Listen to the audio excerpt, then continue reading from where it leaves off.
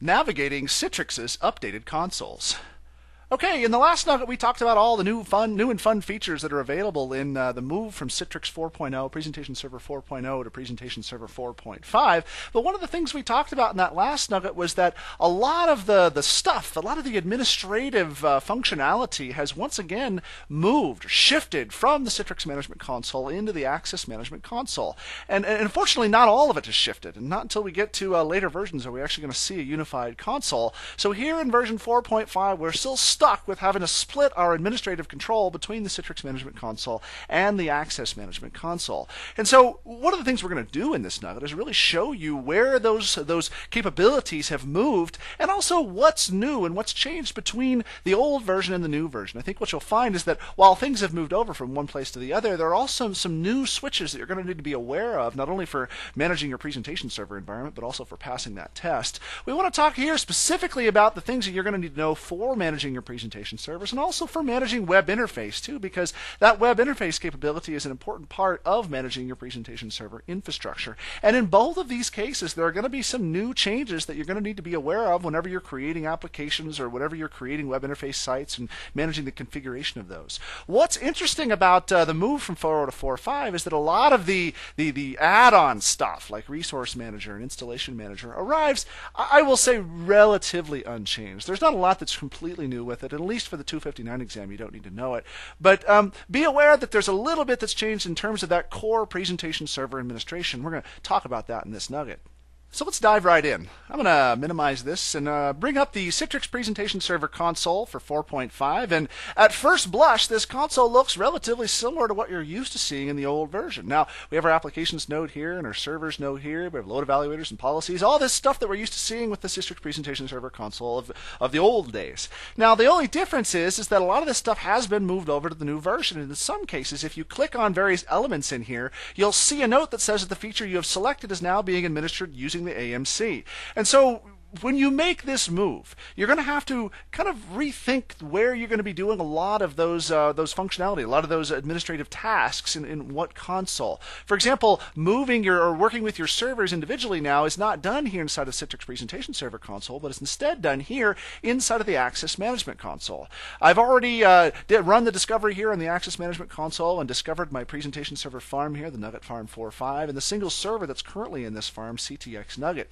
You'll see here under CTX Nugget, if I choose the properties of this, I'll actually see some of the elements that I would normally be working with inside of the CMC. All that stuff has been moved over here at this point.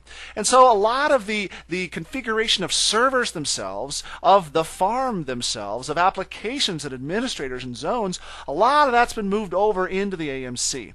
Now I want to start back here with the CMC and just kind of run through some of the stuff that hasn't been moved over. And we'll start here with Applications and Installation Manager. This Applications node here relates only to applications that are being monitored through Resource Manager. And you'll see here, if I right-click, we're actually going to create a Resource Manager application as opposed to a published application with Presentation Server. And so this Applications node is here so I can still manage the monitoring of them through this node. Installation Manager, relatively unchanged, at least here in the Presentation Server console. We still have packages and server groups and summary. Isolation Environments gets some new functionality, some core improvements, but really not much that's changed in terms of actually creating new isolation environments. So really not much that's interesting there. Our load evaluators are relatively unchanged. However, we do get a single new load evaluator that we can add to one that we create that makes things a little bit easier. We talked about this new load evaluator back in the last nugget, and we talked about the ability to do load throttling. Now, what load throttling again is, it allows us to change the impact of logins on servers as they're brought into the farm. Now, these farms, or these servers, as they're brought into our farm, they may be doing all the things that are involved with starting themselves up and getting themselves ready to go for actually participating in the farm. And so we want to change perhaps the impact of logins at that time to maximize the load or minimize the load. This is in addition to all of the other load evaluators that we have, application user load and context switches and CPU utilization, all these other load load evaluators that we've traditionally been using with the 4.0 version. Now, under policies, we have a number of new policies that are available to us as well. The management of those policies is unchanged. We changed the properties of those policies by going here and applying the policies and ordering the priorities of the policies haven't changed much. But if we scroll down here and open up a few of these, we can actually take a look at some of the new capabilities that are available to us. Down here under speed screen, the first one is this image acceleration using lossy compression. If we enable this policy, we can change the compression level and also the equivalent quality level of the images that are brought down. If we want to change how much bandwidth we actually are going to consume with actually pushing those images from one location to the other. The speed screen progressive displays in the same way. It allows us to change how we want to compress that stream as it goes through for those more full motion type videos as they go through from client to server, reducing the quality or reducing the compression whenever we do that. And that allows us again to really improve the quality of the user experience whenever the users are using those sorts of 3D models, or whenever they're using full motion video, or whenever they're trying to navigate through GIS applications or CAD/CAM applications, any of those that traditionally have not worked very well through an ICA stream. Not much has changed here in session limits. We have OEM virtual channels. We have overall session limits we can change in terms of their bit rate as well. We can change a little bit here in terms of client devices. We now have some additional client devices, various audio devices, for example, microphones and PDA devices, etc. We also have maintenance down here, which allows us to turn off the automatic client update. That's not necessarily new, but it's available for us here as a policy. Printing arrives relatively unchanged. In fact, printing doesn't have much in the way of changes between 4.0 and 4.5. There are still ways that you can set session printing, or you can use the universal print driving here. We have user workspace capabilities here. You'll notice now we have Citrix Password Manager capabilities for setting the central credential store and also whether or not we want to use Citrix Password Manager. The big one here is related to streamed applications. If I take a look down here at streamed applications, this is more or less our master toggle switch for whether or not we're going to enforce our clients to make use of applications on a presentation server, or whether those applications are going to be streamed down to the client. One of the big pushes with Citrix as they move from 4.0 to 4.5 is the ability to do virtualized applications that are streamed down. And the presentation server client, if you install it in the proper way, has the ability to do the connection to the server in much the same way it actually brings down those applications through a streaming capability. Now, this is more advanced topics associated with presentation server, but be aware that this location is that master toggle switch where you will enforce the delivery protocol for applications either through servers or via streaming when your users actually request applications or access to those applications. Down here we have security, and as I mentioned before, we have the ability to change encryption levels as well. We now have AES level encryption for our ICA stream as well. And so what you'll see here is that the process of actually adding and applying policies hasn't changed that much, but there are a couple of new policies that allow us to do different things with our presentation server environment. Printer management arrives relatively unchanged, as well as resource manager. The resource manager capabilities are relatively the same here, as are the servers. Again, most of the stuff that is really of interest is going to be seen here inside of the Access Management Console. And there are three elements in here that I really want to focus your attention on because they're the ones where you're going to see the major changes and differences in how you work with the interface. Now up here, but before we get into those three, I just want to go through all the different elements here in the Access Management Console. We have alerts just like we've seen before in search results and My Views. The Report Center arrives relatively unchanged here with the available canned reports that we can pull as necessary through our Resource Manager capabilities.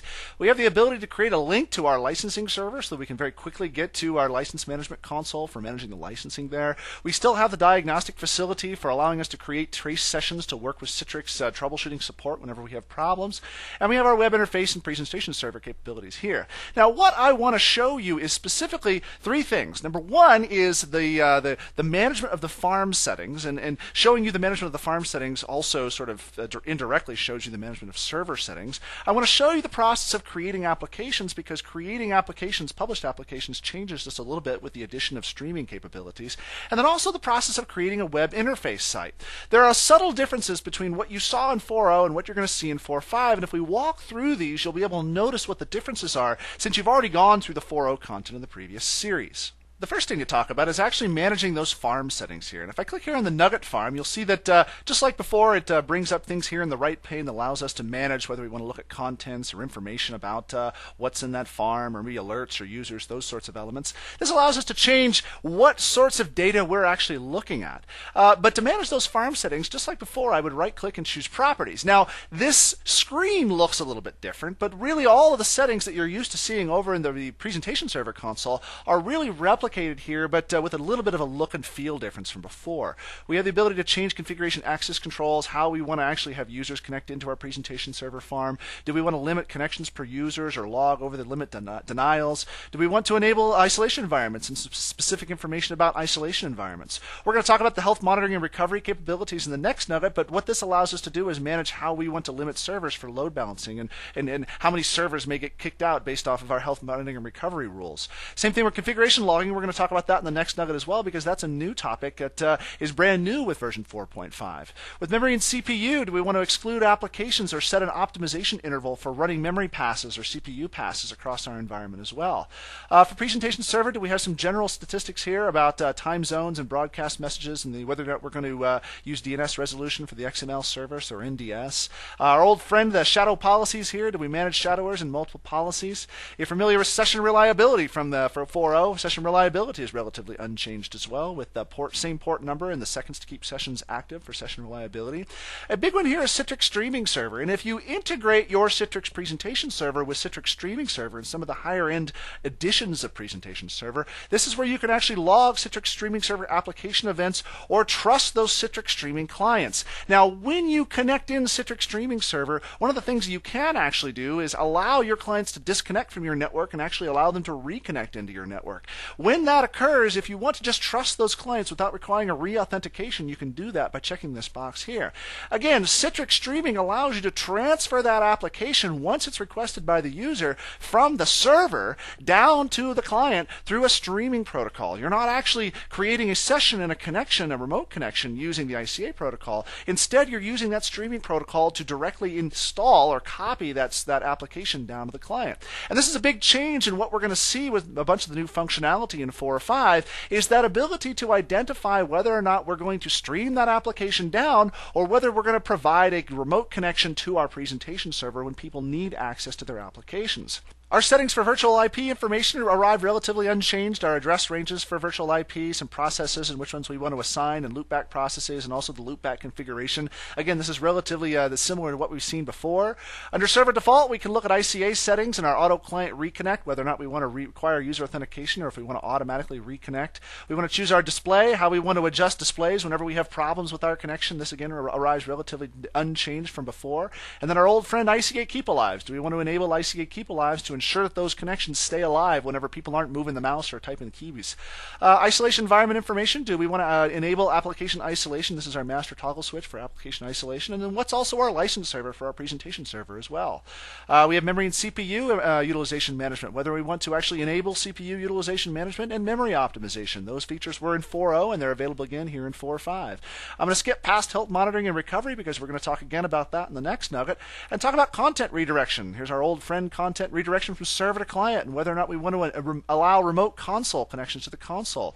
We can manage our SNMP just as before, and also here are our speed screen settings for browser acceleration, for flash acceleration, and then now for the new multimedia acceleration. And this is a really good tool, again, that works just like we talked about before with the other capabilities for really helping out those 3D full motion video type things whenever we're trying to work with those as clients that are remote or clients and servers that are remote. You'll want to enable the speed screen and multimedia acceleration if you're using those. Now down here to offline access, we have the ability to manage offline access and offline applications as well. This has a lot to do with Citrix Streaming Server in this case. And so these are our farm properties that again arrive for the most part relatively unchanged from the 4.0 except for the fact that they're now in the AMC. Now what I want to show you now is how you can actually create new applications in the Access Management Console. If I want to create a new application, whether it's a published application or a streaming application, I'm going to do that here within this single location. If I right-click Applications and choose New, I can choose to publish an application. Now this is the same process that we would use before for publishing an application inside the Presentation Server console in version 4.0, but there's a couple of differences in how we would actually go through the process of publishing that application. If I click the next button here, let's actually go ahead and go through the process of publishing the calculator application, you know, calc.exe. So if I type in calculator and click the next button here, you'll see that we have a new configuration here that allows us to choose whether or not we're publishing the server desktop, content, those are the ones we're used to seeing before, or application. Now, how do we want to get that application to our users? Do we want to allow them to access it from a presentation server, or do we want to allow them to stream that application if it is possible, or otherwise access it from the server? Now, what this does is if you have your Citrix streaming server infrastructure in place, which you may not necessarily if you have installed just presentation server, this allows you to select whether or not that user wants to install that client on their computer or remote that application through your presentation server. Now, the way that you would traditionally do this, because we don't at this point have Citrix streaming server capabilities installed at this location, is to select accessed from a server. This ensures that you're not attempting to stream that application. Now, I will tell you, if you want to do Citrix streaming, you're going to have to go through that process of sequencing those applications. Sequencing or packaging those applications is another a synonym for sequencing, but that process is necessary for you to be able to enable the streaming of those applications. We're not going to be able to just stream the calculator application because we haven't actually sequenced that application into a package. So in this case, we're going to choose access from a server here and click the next button here. We can choose our command line. We can go through and find that calculator application, which I believe is in C, Windows, System32, and calc.exe. I'm going to click here, System32, and then calc.